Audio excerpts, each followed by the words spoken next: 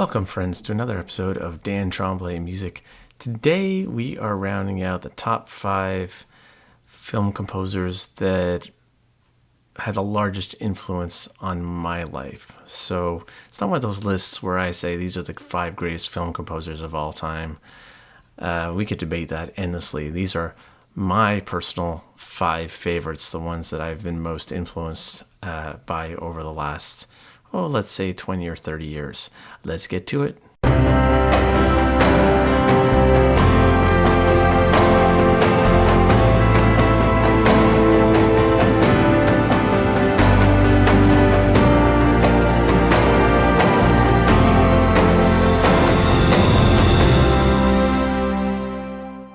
So rounding out the top 5, hailing from Iceland, is the late, great Jóhann Jóhannsson, who sadly passed away of heart failure relatively recently. He never received an Oscar, but he was nominated for probably my favorite score of his, The Theory of Everything. I can't remember what it lost to, but that score is amazing. Sicario, which was just dark, intense, and brooding, and menacing, and amazing. Interestingly enough, he was actually tapped to score Denis Villeneuve's remake of Blade Runner, but was replaced later on by Hans Zimmer. Now, my question that I'd love to know was Jóhann Jóhannsson's score for Blade Runner that never made it to the final release. Where is it? Can we hear it?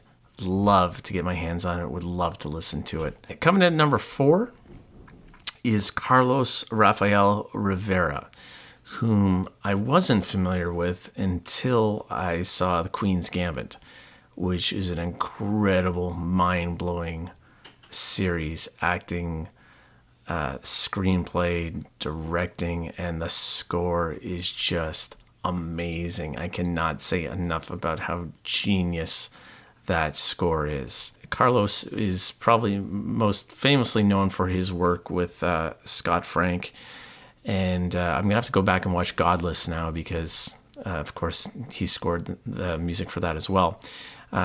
He's going to be a guy to watch over the next little while. Anyone who can create something that brilliant, watch out. That guy is going places.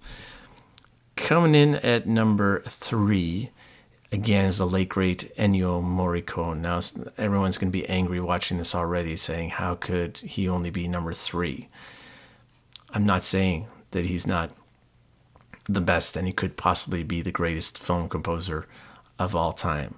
What can you say about the guy? He could write music that would stop Bach and Beethoven and Mozart in their steps. It was that good.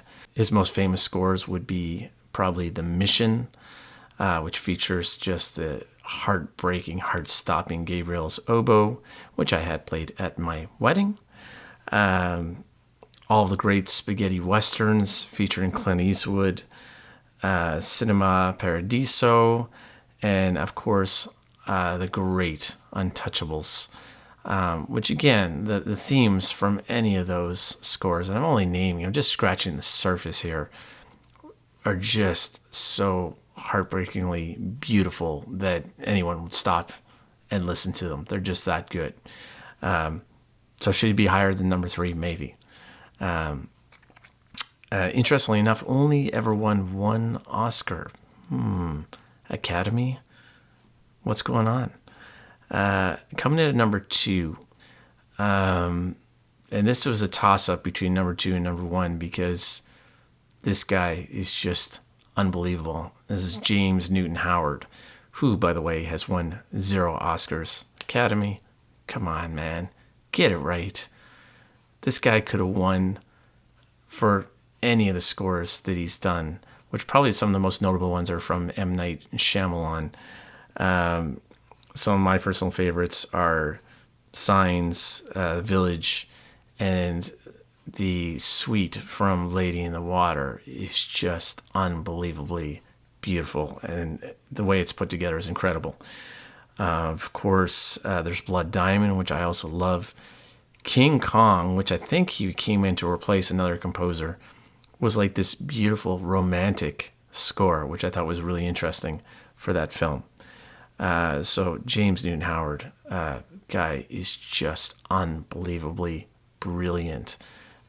Just listen to The Village. Go and listen to The Village. You know what I'm talking about. The way that score is put together, the techniques that are used in that score. People are going to be talking about that for years to come. Coming at number 1, if you've been watching this channel, you're probably going to know who this is already. It's Hans Zimmer.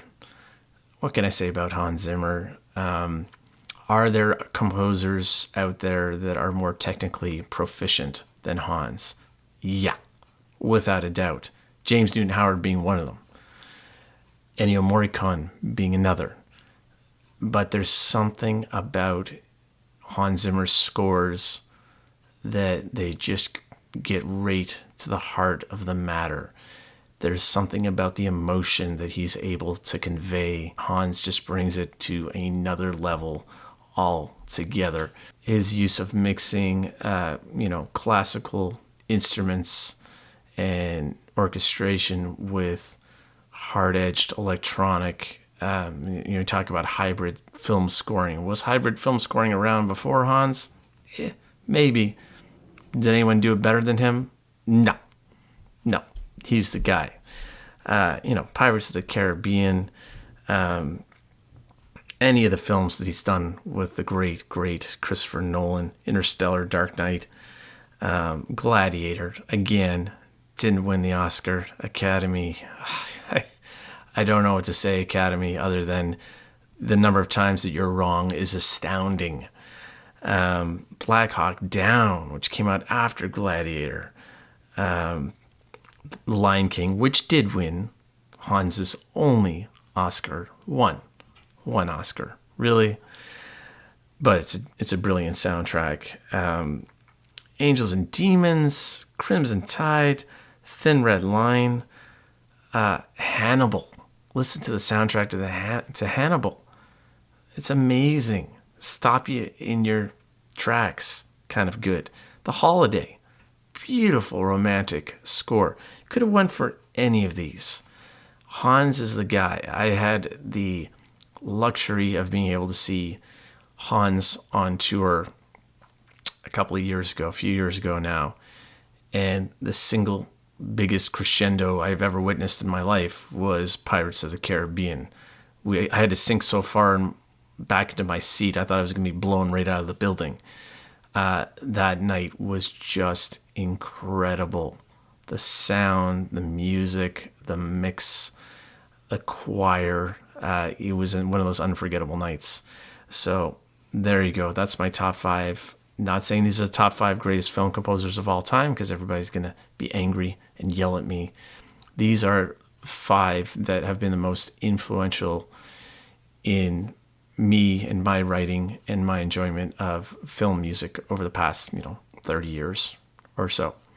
That's it, my friends. Thanks for watching. Go and listen to some great film scores. Go rewatch all these films that I'm talking about. Stay safe. Catch you in the next one.